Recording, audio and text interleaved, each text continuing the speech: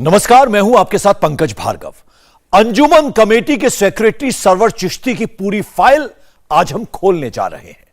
अजमेर दरगाह वो दरगाह है जिसको हिंदू और मुसलमान दोनों ही बड़े अदब से देखते हैं, वहां सिर झुकाते हैं, चादर चढ़ाते हैं। लेकिन इस दरगाह को चलाने वाले सरवर चिश्ती की बातें जब आप सुनेंगे तो आपको लगेगा कि यह कोई धार्मिक नहीं, यह तो एक पॉलिटिकल आदमी है, धर्मगुरु नहीं, नेता है। इनकी जुबान पर हर वक्त मोदी विरोधी तराना ही चलता रहता है।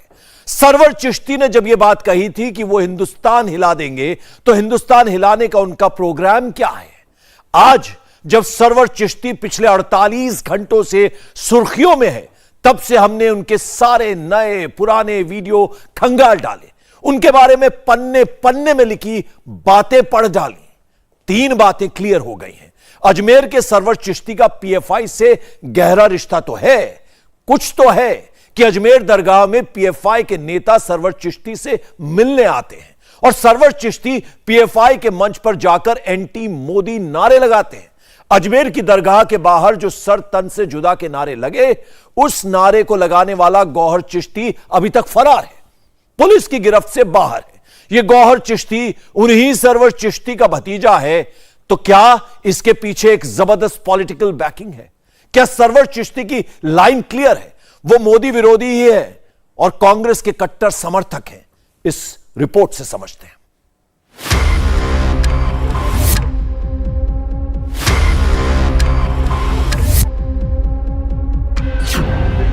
क्या सरतन से जुदा के असली स्क्रिप्ट राइटर्स अजमेर में हैं?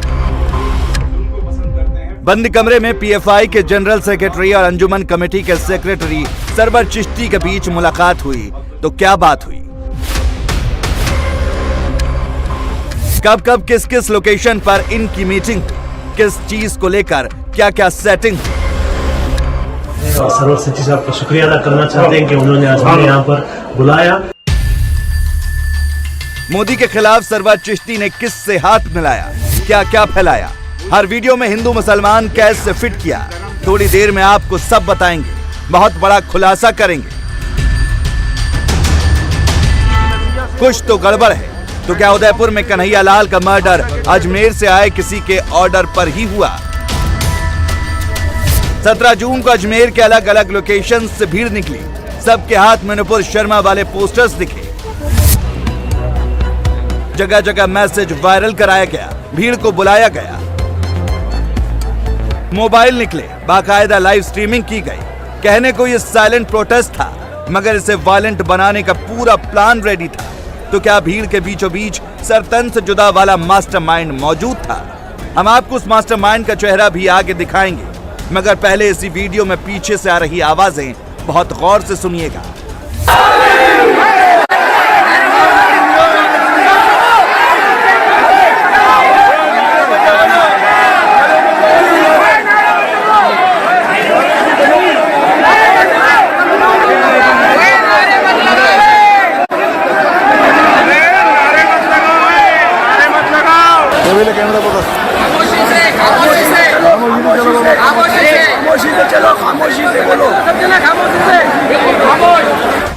सुना आपने, हजारों की भीड़ के बीच में मौजूद कुछ लोग बार बार उकसाने वाला नारा लगाने वालों को टोक रहे थे, बार बार हाथों से इशारा दे रहे थे, चुप रहने को कह रहे थे, संवैधानिक तरीके से विरोध प्रदर्शन करने को कह रहे थे, मगर इनकी बातों को नजरअंदाज कर दिया गया, क्योंकि भीड़ के बीच मौजूद एक चेहरा यानी अंजुमन कमेटी के सेक्रेटरी सरवर चिश्ती का रिश्तेदार गौहर चिश्ती मौजूद था और वो कैमरे पर आकर रिपीट मोड पर सरतन से जुदा का नारा भीड़ के दिमाग में फिट कर रहा था। अगर हुजूर की गुस्ताखी की गई तो हम कतई बर्दाश्त न करेंगे। गुस्ताख रसूल की एक सजा सरतन से जुदा सैयद गौहर हुसैन चिश्ती मुद्दाम गरीब नवाज। सोचिए, अजमेर की गलियों में गौहर चिश्ती जो भड़काऊ स्क्रिप्ट पढ़ रहा था, जैसे स्लोगन दे रहा था, वो कुछ घंटों के भीतर ही हर गली मोहल्ले में तेजी से फैल गया। छोटे छोटे वीडियो क्लिप्स बनने लगे और 28 जून आते आते गौस और रियाज ने कन्हैया लाल का सिर कलम कर दिया। गुस्ताख नबी की एक सजा, गुस्ताख नबी की एक सजा, गुस्ताख मोहम्मद तेरी अब खैर नहीं है।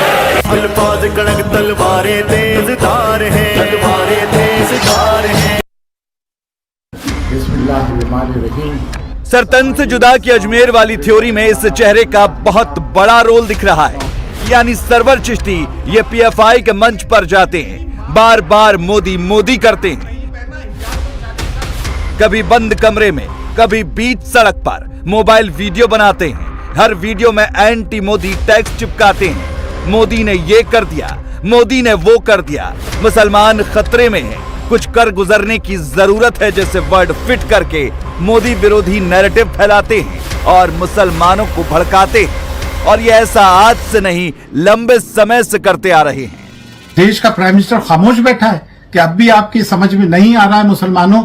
नरेंद्र मोदी के आने के बाद तो इसको और हवा मिली है और तकवीयत पहुंची है और इसको लिजिटिमेसी इन्होंने प्रोवाइड की है।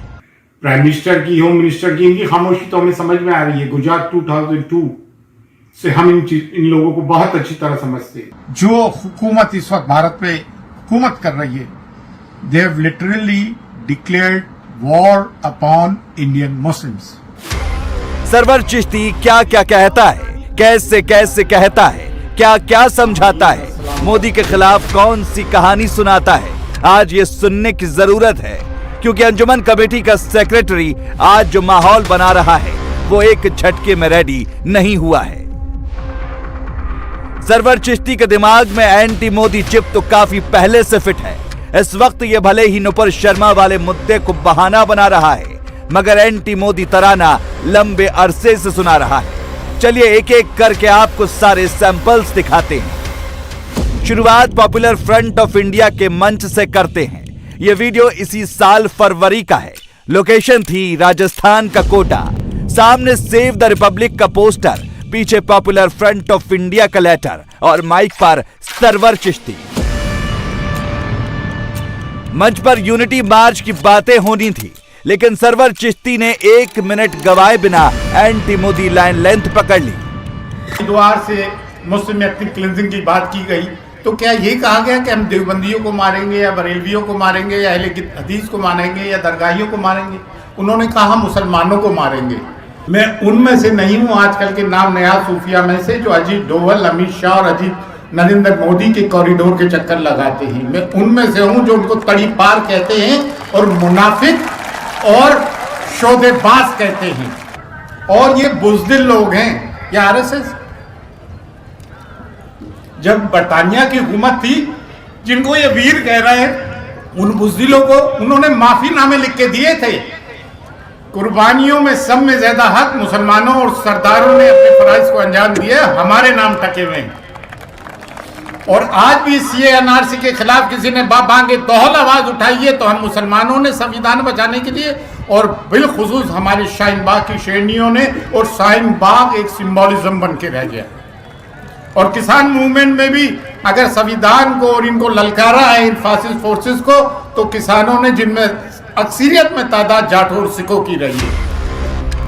पीएफआई के मंच से सरवर चिश्ती न सिर्फ मोदी के खिलाफ आपत्तिजनक शब्दों का इस्तेमाल करता है, बल्कि मुसलमानों को भड़काने के लिए यह नैरेटिव फैलाने की कोशिश करता है कि मोदी के आने के बाद हिंदू बेखौफ हो गए हैं, इसलिए देश का मुसलमान खतरे में है। अनीस भाई ने सही कहा कि ये 7 साल का मामला नहीं है, ये तो बरसों पुराना मामला है। मोदी सरकार आने से जरा इनके दिल खुल गए हैं। और दिल क्या खुला है? वो बेचारी मुस्कान बच्ची ये कहता है ये शख्स मोदी के बेटी बचाओ बेटी पढ़ाओ 25 बुज़दिल भेड़िए भगवादारी उस मुस्कान पे कूदे तो उनने अल्लाह अकबर का नारा लगाया। इन्होंने पहले जय श्री राम का नारा लगाया, उसके रिएक्शन में उसने अल्लाह अकबर का नारा लगाया। सरवर चिश्ती पीएफआई के मंच पर जाता है, पीएफआई के जनरल सेक्रेटरी को अजमेर दरगाह के भीतर बुलाता है, बैठकें करता है, एंटी मोदी एजेंडा की लिस्ट बनाता है और पीएफआई के बारे में खूब अच्छी अच्छी बातें करता है। देश में अलग अलग जगहों पर हिंसा की स्क्रिप्ट लिखने वाले पीएफआई के बारे में वो क्या कहता है, थोड़ी देर में वो भी आपको सुनाएंगे। पहले इस शख्स के कुछ और वीडियो आपको दिखाते हैं जिसमें ये खुलकर कैमरे के सामने हिंदू मुसलमान करता है, हर बात में मोदी को ही दोष देता है। वीडियो नंबर 2 अप्रैल 2022 का है। उस वक्त इस शख्स ने गुजरात के मस्जिद पर भगवा झंडे की स्क्रिप्ट पढ़ी थी। करीब 2.5 मिनट तक नॉन स्टॉप तोड़ बरोड़ कर बातें पेश की थी। मोदी से नफरत का आलम ऐसा कि तब सरवर चिश्ती ने मुसलमानों के दिमाग में ये तक फिट कर दिया था कि मोदी सरकार ने मुसलमानों के खिलाफ युद्ध छेड़ रखा है, और ऐसा कहते हुए इसने मुसलमानों को इशारों में सड़क पर उतरने का आइडिया दिया था। मुसलमानों की मस्जिद के पास, लेकिन उन मुस्लिम इलाकों में जहां पे मुसलमान बहुत कम तादाद में हैं और वहां मस्जिदों पे झंडे भी लगाए गए, गुजरात में दरगाहें भी तोड़ी फोड़ी गई। ये इनमें इतनी जरूरत तो खैर है नहीं कि मुस्लिम बहुल इलाकों में ही आके कर सके, और देश का प्राइम मिनिस्टर खामोश बैठा है कि अब भी आपकी समझ में नहीं आ रहा है मुसलमानों कि क्या, मैं एस्टेब्लिशमेंट से भी पूछना चाहता हूं, हिंदू भाइयों से भी, क्या ये स्टेट स्पॉन्सर्ड टेररिज्म की दफा में नहीं आता है? लोग पूछ रहे हैं कि प्रधानमंत्री खामोश क्यों, अब भी आपके समझ में नहीं आ रहा है? मुल्क के प्रधानमंत्री को भी कंडेम करो कि चारों तरफ आग लगी हुई है, कभी हिजाब, कभी हलाला के उसके हलाल गोश्त के नाम पर, तो कभी लाउड स्पीकर्स के नाम पर, तो कभी मस्जिदों के नाम पर, तो कभी कुछ तो कभी कुछ। एक सैलाब आया हुआ है, they have virtually declared war upon Indian Muslims, और आप आज भी सब्र की दुआई दे रहा है। ये मुनाफिकत है, बुज़दिली है। अगर इनमें इतनी हिम्मत है तो मुस्लिम बहुल इलाके में किसी मस्जिद में आके परचम कुशाई करें ना, जुम्मा मस्जिद पे जाके दिल्ली में, या मीनारा मस्जिद के वहां मुंबई में, इस किस्म के इलाकों में आके करें। इंडिया सेक्युलर और डेमोक्रेटिक कंट्री तो अब रहा ही नहीं, it has become a banana republic. दिसंबर 2021 में यूपी चुनाव के मद्देनजर भी सरवर चिश्ती ने उत्तर प्रदेश के मुसलमानों को एक मोबाइल वीडियो के जरिए एड्रेस किया था।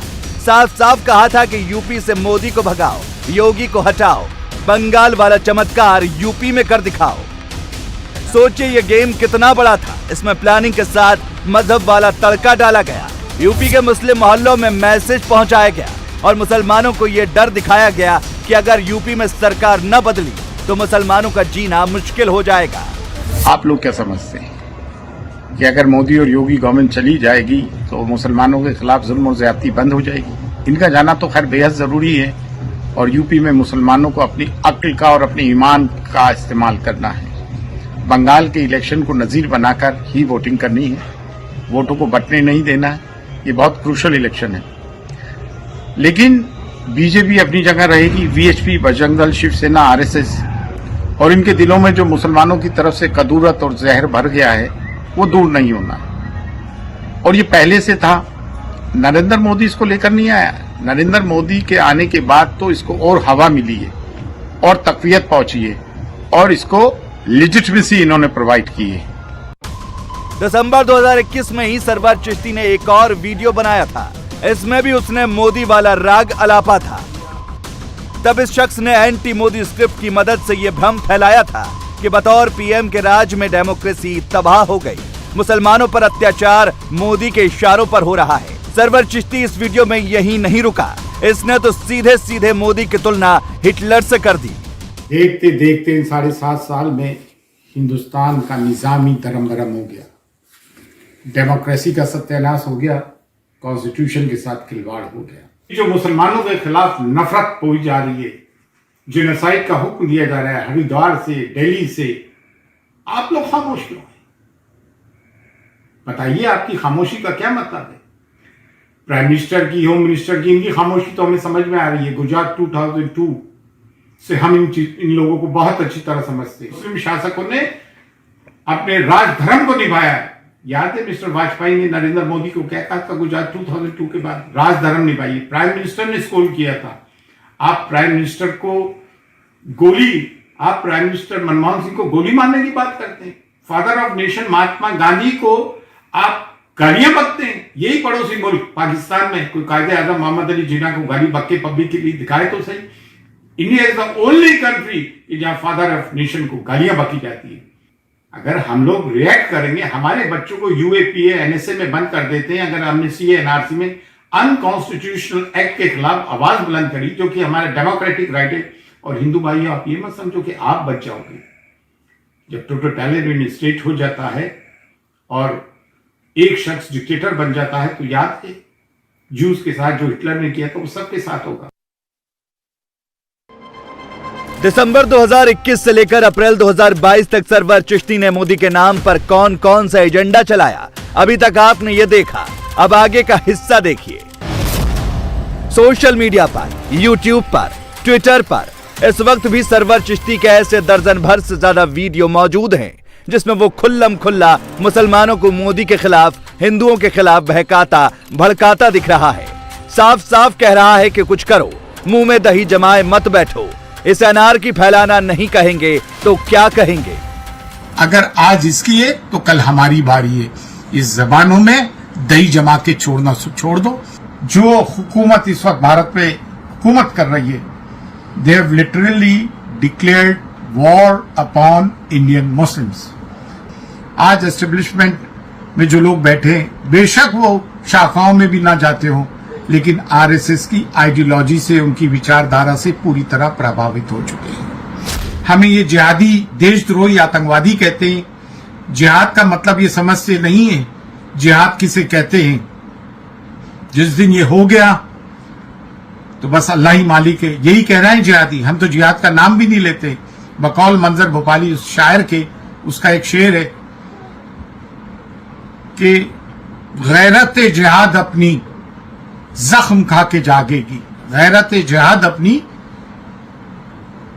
जख्म खा के जागेगी। पहला वार तुम कर लो, दूसरा हमारा है। इनमें कोई दम नहीं है भैया, कोई दम नहीं है। आप इनसे डरते हो यार? क्या अल्लाह पे आपका यकीन नहीं है? अब वक्त आ गया है उन मजहबी लोगों का जो मजहब के नाम पे खाते हैं कि उनकी अकाउंटेबिलिटी होना चाहिए। सलमान रश्दी का मामला हो तो अजमेर शरीफ से सदा बुलंद की। डेनमार्क में कार्टून का मामला हुआ, हुजूर की शान में गुस्ताखी हुई तो सदा बुलंद की। त्रिपुरा सीए हुजूर की शान में गुस्ताखी तो दरगाह मौला अजमेर शरीफ से सदा बुलंद की। आपने लगा क्या रखा इस देश को बर्बाद करने पे? तुमने हिंदू मुसलमानों के सौहार्द को खत्म करना। हमारे बाप दादाओं की हड्डियां यहां गड़ी हैं। हम हाकिम रहे हैं इस मुल्क के, हम मोहब्बत करते। 1857 से 1947 तक सब में आगे आगे मुसलमान रहे ब्रिटिशर से लड़ने के लिए। और जो आरएसएस वाले आज देशभक्ति का तमगा लेके घूमते हैं, जिसको इस सावर के आगे वीर लगाते, इन्होंने माफीनामे मांगे, तलवे चाटे इन्होंने। हम लोगों ने तलवे नहीं चाटे, फांसियों को चूमा है। ऐसे तमाम वीडियोस में सरवर चिश्ती के सिर्फ फ्रेम बदलते हैं, कपड़े बदलते हैं, डायलॉग नहीं बदलता, हेट स्पीच नहीं बदलती। कभी जिहाद वाली पटकथा, कभी बुलडोजर वाली स्क्रिप्ट, कभी सीएए, कभी एनआरसी, कभी किसान आंदोलन। ऐसी भड़काऊ स्पीचेस से सरवर चिश्ती की सोशल टाइमलाइन भरी पड़ी है। वाह रे मुस्लिम कौम वाह, तेरी जुर्रत और अजमत को सलाम। दिन भर पत्थरबाजियां, गालियां, रात को पुलिस ने घरों में घुसकर तांडव किया, मुस्लिम नौजवानों को मारा, पीटा, उनको घरों से उठाया। दिन को हमारे घरों पे बुलडोजर चलाए गए। लेकिन ये कौम है कि झुकने को तैयार नहीं। ये वो कौम है जिसने सोवियत यूनियन को तोड़ा। ये वो कौम है जिसने अमेरिका और नाटो से अकेली जंग लड़ी और कामरानी और कामयाबी हासिल करी। मुसलमानों, इस्लाम जिंदा होता है हर करबला के बाद, डरने की जरूरत नहीं।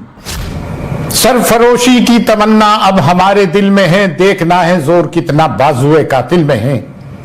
उठो कि अब यही वक्त का फरमानी चली है। कब तक ये जुल्म और ज्यादती बर्दाश्त करेंगे? किसान आंदोलन में 700 लोग मारे गए। सीए जैसा एक्ट, अनकॉन्स्टिट्यूशनल एक्ट लाया जाता है, खुल्लम खुल्ला मुसलमानों के साथ जुल्म किया जाता है, मॉब लिंचिंग की जाती है। How long we are going to tolerate your bullshit? We are not going to tolerate your bullshit anymore. जुल्म के खिलाफ अगर सूफी आवाज नहीं उठाता है तो वो सूफी नहीं, कूफी है। वो पैसे, वो हुकूमत का तलवे चाटने वाला है, वो मुनाफिक है, वो बेगैरत है, वो मौला अली का गद्दार है। हुसैन की औलाद कहते हो अपने आप को और करबला का सबक भूले बैठे हो। ये तो सरवर चिश्ती के उन वीडियोस की बात हुई जो पिछले कई महीनों से सोशल मीडिया पर मुस्लिम मोहल्लों में मोबाइल घूम रहे हैं।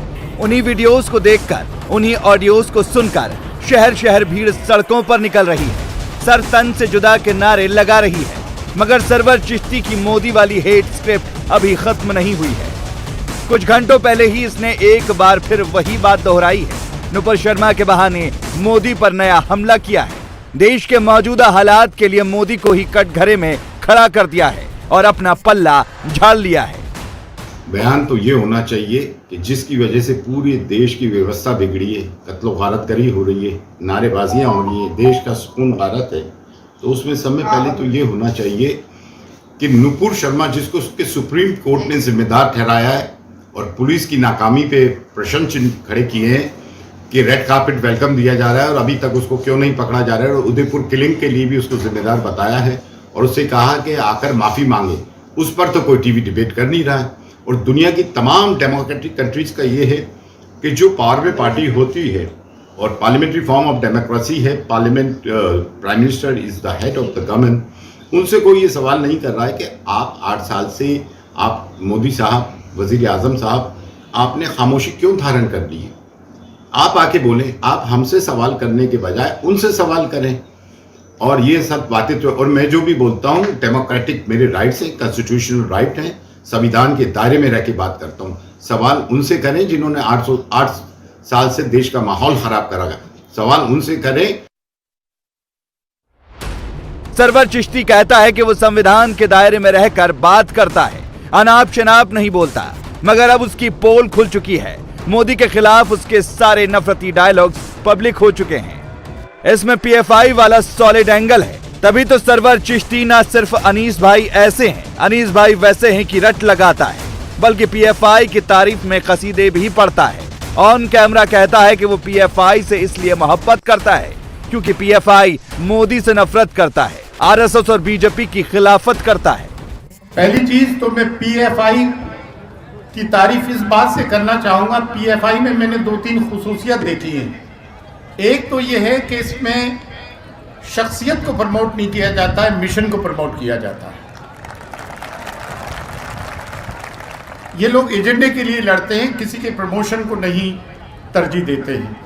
हम मुझसे भी कहते हैं आप पॉपुलर फ्रंट ऑफ इंडिया को सपोर्ट क्यों करते हो, कि इन पे तो मैंने कहा भाई जो भी आरएसएस के खिलाफ में आंखें डालकर बात करेगा मैं उसको सपोर्ट करूंगा। हमारे प्रधानमंत्री जी की उसमें वो करता है अभद्र टिप्पणियां, अमित शाह के लिए करता है, पाकिस्तान जाता है, पीएफआई से ताल्लुकात हैं। भाई पीएफआई वो बॉडी है, पॉपुलर फ्रंट ऑफ इंडिया, कि जब हुजूर की शान में गुस्ताखी हुई सल्लल्लाहु अलैहि वसल्लम की शान में तो इन्होंने सदा बुलंद की, कुरान की शान में गुस्ताखियां हुई तो इन्होंने वसीम के खिलाफ सदा बुलंद की, कोर्ट में केसेस किए इन्होंने, मसलूम मुसलमान जो टेररिज्म में बंद हैं उनके लिए बड़े बड़े वकील खड़े किए इन्होंने।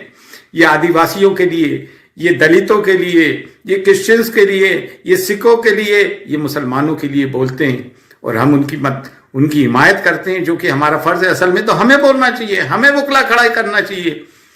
तो ये कहते हैं कि मैं पीएफआई को सपोर्ट कर रहा हूं। भाई पीएफआई को क्यों ना सपोर्ट करूं? आज मेरे पे वो इंक्वायरी भी आई है कि पीएफआई को सपोर्ट करते हैं। यस करता हूं। पाकिस्तान जाते हैं तो भाई हिंदुस्तान, पाकिस्तान, बांग्लादेश के करोड़ों लोग चाहे वो हिंदू हो, सिख हो, मुसलमान हो, ख्वाजा मोइनुद्दीन चिश्ती रहमतुल्लाह अलैह के दीवाने हैं। सोशल मीडिया में सर तन से जुदा का नारा ट्रेंड करता है। मोहम्मद रियाज भी यही नारा लगाता है। अजमेर से लेकर औरंगाबाद तक यही नारा गूंजता भी है। यह हिंदुस्तान का नारा नहीं है तो फिर यह हिंदुस्तान आया कहां से? सबसे पहले यह नारा कहां लगाया गया? इस नारे को मजहब से कैसे जोड़ा गया? किस मौलाना ने इसको रटाया? जिस नारे की सबसे ज्यादा बातें हो रही हैं उसको क्यों गढ़ा और किस मकसद से गढ़ा? पूरी तहकीकात इस रिपोर्ट में देखिए। कश्मीर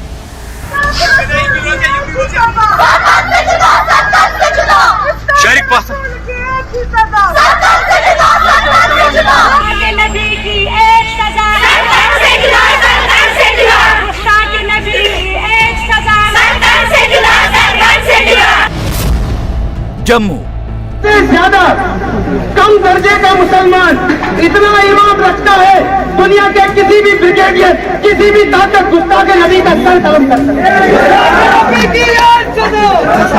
है। औरंगाबाद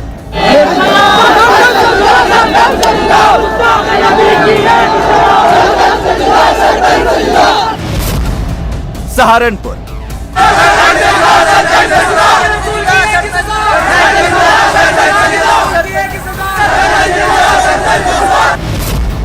बरेली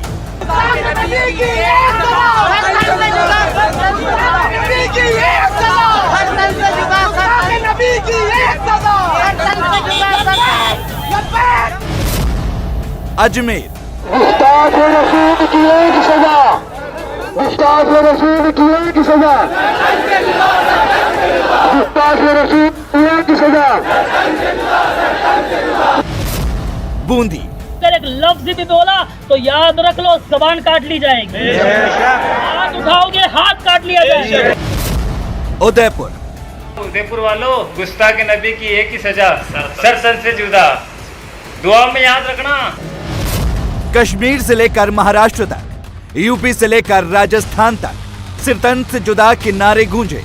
बात सिर्फ नारों तक सीमित नहीं रही, बल्कि उदयपुर और अमरावती में सिर तन से जुदा तक कर दिया गया।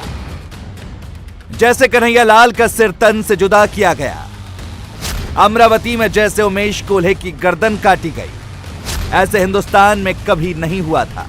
दोनों जगह बिल्कुल एक जैसा पैटर्न था, जैसे नारे लगाए गए थे बिल्कुल वैसा किया गया था। अगर हिंदुस्तान के इतिहास में झांकेंगे तो सिरतन से जुदा जैसे नारे इस धरती पर कभी नहीं लगते थे।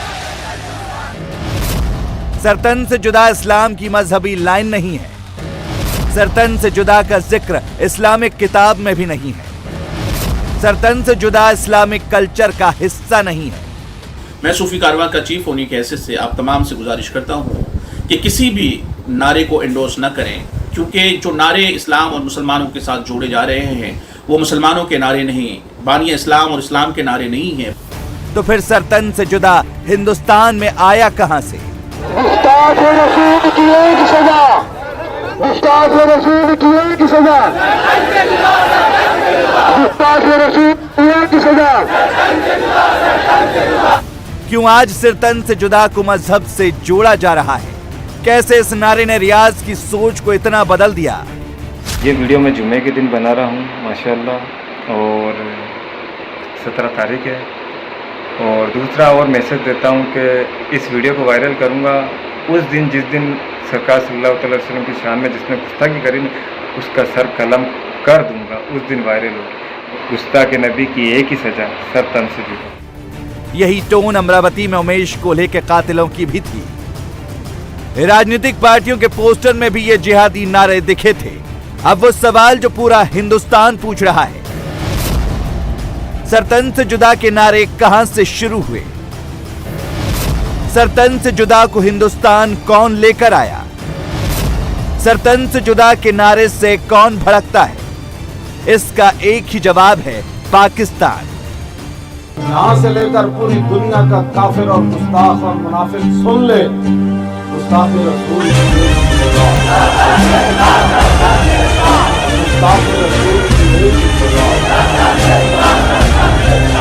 सरतन से जुदा, सरतन गुस्ताख रसूल की एक ही सजा। खादिम हुसैन रिजवी इस नाम ने पाकिस्तान में ऐसा जहर बोया जिसका असर सरहद पार हिंदुस्तान तक जा पहुंचा। सुन ले,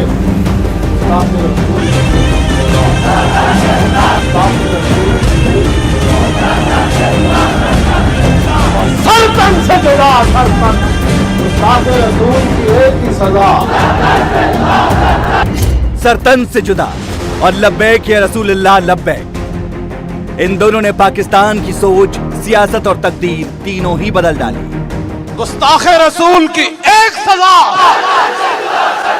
ए जुदाड़ा जेड़ा लफ्ज है ना, जुदाड़ा इंज होवे के पता लगे मजमा पूरा उठन लगा जमीन तो उठ के जनाब उत्ते जान लगा, उठ के जाके फ्रांस पहुंचना चाहते हैं। और गुस्ताख रसूल की एक सजा। पाकिस्तान में खादिम हुसैन रिजवी को लोग बाबा जी भी कहते थे। खादिम हुसैन रिजवी की मौत साल 2020 में हो गई थी, लेकिन मरने से पहले उसने पाकिस्तान में सिरतन से जुदा का जिहाद शुरू करवा दिया था। खादिम हुसैन रिजवी ने 1 अगस्त साल 2015 में तहरीक लब्बैक पाकिस्तान मजहबी और राजनीतिक संगठन बनाया। खादिम रिजवी का एजेंडा कट्टरवाद और एंटी इंडिया हमेशा से रहा था। वो हिंदुस्तान हिंदुओं की बर्बादी का ख्वाब देखता और यही सपने पाकिस्तानी जिहादियों को दिखाता। हिंदू एक गाला कटदा फोन होते नंबर बदल बदल और मैनू कहंदा तू ये तकरीरा क्यों करना, तू की चाहता है? मैं कहा मैं चाहता भाई महमूद गजनी फिर आवे, और की चाहता? और पहले महमूद गजनी नू गाला कटदा है, फिर मैं उन्हें जो जवाब देवां ते फिर वो मैनू भी कटदा। सदियां गुजर गई, 1000 साल से गुजरन वाला ते महमूद गजनवी हिंदू अज भी हिंदू दा गुस्सा ठंडा नहीं होया। आखिर कोई गजनवी जरब ला गया देता पता है गजनवी दी की इन्हां ते जाके मूर्तियां ते दूध चाड़े ना ते महमूद गजनवी जदों सोमनाथ दा बड़ा बुत तोड़न लगा ना ते पूरे हिंदू आ गए। उन्हें क्या होए जितने पैसे लेने नु ले ले, जितना सोना लेने ही ले ले, अब बुत ना तोल के ले ले, लेकिन साडा बुत ना तोड़ी। लख सलाम हो गजनवी। उन्हें क्या है किसी और नाल गल करना, मैं जिस नबी दा कलमा पढ़िया वो बुत वेचन नहीं आए, बुत तोड़न आए।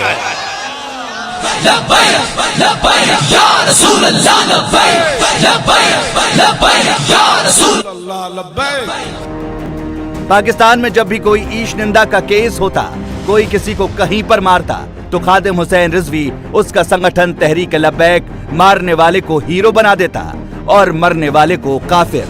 2011 में रिजवी ने सिर तन से जुदा का नारा दिया था,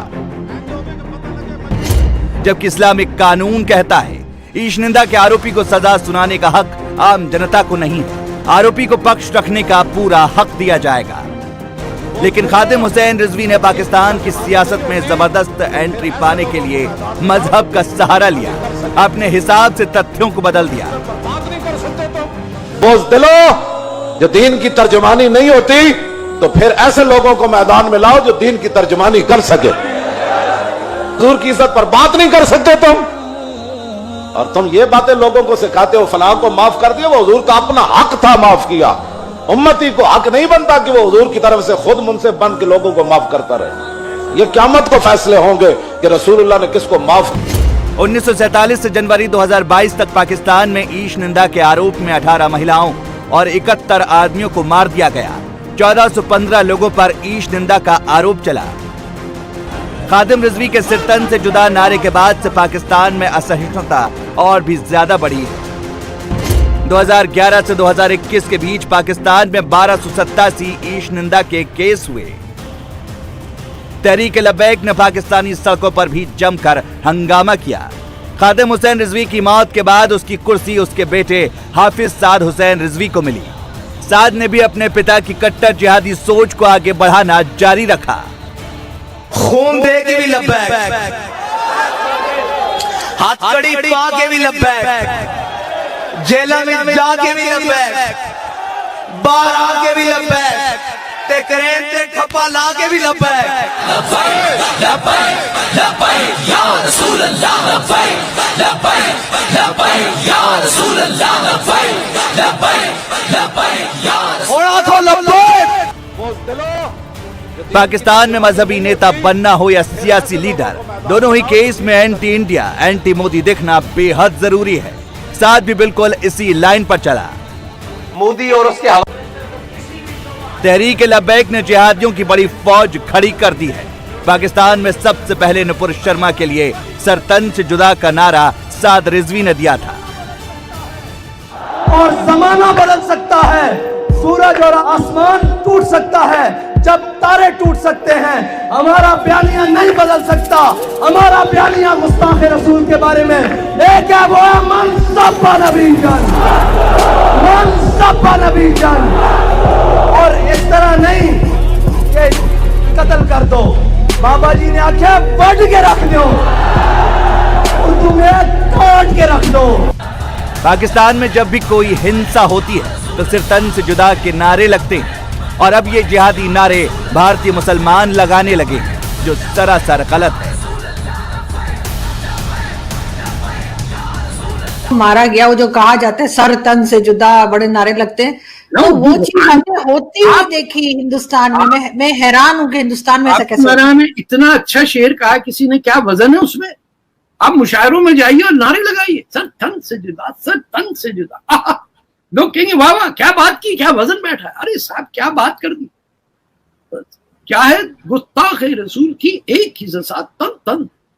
ये इनका कल्चर बन गया। ये नहीं अपनी म्यूजिक और धुन जो बना रहे हैं वो दूसरे के खून बहाने पे बना रहे हैं। ये कोई बात है सर तन से जुदा? अब कह देते सर जिस्म से प्रोज में भी तो कहते नहीं, उसमें भी अंदाज देखिए। मगर सर अगर पाकिस्तान या अफगानिस्तान होता तो समझ में आता है कि यहाँ पे इस किस्म की हरकतें हो। लेकिन हिंदुस्तान में तो हिंदू जो है उनको पावर में होना चाहिए ना, वो मेजॉरिटी में है। वो पावर में क्यों होंगे? उन्होंने पैसे कमाने, MBA करना। से तन से जुदा का नारा पाकिस्तान की कट्टर सोच है, जिसका इस्तेमाल अब भारतीय मुसलमानों को भड़काने और देश का माहौल खराब करने के लिए हो रहा है।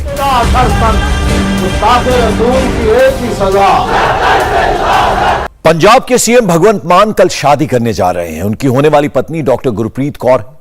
भगवंत मान की मां और बहन ने उनके लिए यह रिश्ता पसंद किया है। उनकी मां की ख्वाहिश थी कि मुख्यमंत्री भगवंत मान अपना घर बसाएं। गुरप्रीत हरियाणा की पेहोवा की रहने वाली हैं। 2017 में उन्होंने डॉक्टरी की पढ़ाई पूरी की। 2019 में उनकी मुलाकात भगवंत मान से हुई। भगवंत मान तब संगरूर से लोकसभा सांसद थे। सीएम पद के शपथ ग्रहण समारोह में भी गुरप्रीत कौर आई थी। भगवंत मान का 2015 में पहली पत्नी इंद्रप्रीत कौर से तलाक हो गया था। इसके बाद इंद्रप्रीत कौर बच्चों को लेकर अमेरिका चली गई थी। पहली पत्नी से मान को 2 बच्चे हैं। वो मां के साथ अमेरिका में ही रहते हैं। हालांकि मान की सीएम पद के शपथ ग्रहण समारोह में उनके दोनों बच्चे आए थे। आपको बता दें, शादी की रस्में चंडीगढ़ में होंगी। यहां जोर शोर से तैयारी की जा रही है। सीएम हाउस में होने वाली इस शादी में परिवार के लोग ही शामिल होंगे। कैटरिंग से लेकर बंगले को सजाने तक का काम पूरा कर लिया गया है। बताया जा रहा है कि दिल्ली के सीएम अरविंद केजरीवाल भी इस शादी में शामिल हो सकते हैं। पंजाब के मुख्यमंत्री भगवंत मान कल दूसरी बार शादी के बंधन में बंधने जा रहे हैं और इसको लेकर जो सरकारी निवास स्थान है मुख्यमंत्री का, वहां पर शादी की तैयारियां भी शुरू हो चुकी हैं। इस वक्त अगर मैं आपको तस्वीरें दिखाऊं तो ये आप देख सकते हैं कि ये कैटरिंग का जो ट्रक है वो यहां पर पहुंच चुका है यहां पे। और ये आप सामने जो तस्वीर इस वक्त देख रहे हैं, ये कैटरिंग का सामान जो है वो यहां पर पहुंचा है। और ये पूरा सामान आप देख सकते हैं इस वक्त कैटरिंग का इसके अंदर है। बताया जा रहा है कि 80 लोगों को खाने की व्यवस्था जो है वो की जाएगी, ऐसा बताया जा रहा है। और ये इस वक्त आप सामने तस्वीरें आप देख रहे हैं कि बकायदा यहाँ पर जो ब्यूटिफिकेशन का काम है वो भी यहाँ पर चल रहा है। रोड के किनारे जो है वो मिट्टी डाली जा रही है, जो गड्ढे हैं उनको भरा जा रहा है। तो कल जो है भगवंत मान दूसरी बार शादी के बंधन में बंधने जा रहे हैं। और बताया जा रहा है कि जो जिनसे उनकी शादी होनी है, गुरप्रीत कौर नाम है उनका, डॉक्टर गुरप्रीत कौर हैं जिनसे उनकी शादी होनी है। और बकायदा जो परिवार वाले हैं उनका लगातार दबाव था उनके ऊपर, जो उनकी माता हैं, उनकी बहन है, वो लगातार उनका दबाव था कि वो उनसे दोबारा शादी करें, भगवंत मान शादी के बंधन में बंधे, अपना घर बसाएं। इंडिया टीवी हर वक्त हर जगह डाउनलोड करने के लिए सर्च करें India TV news Google play store या ऐप स्टोर पर।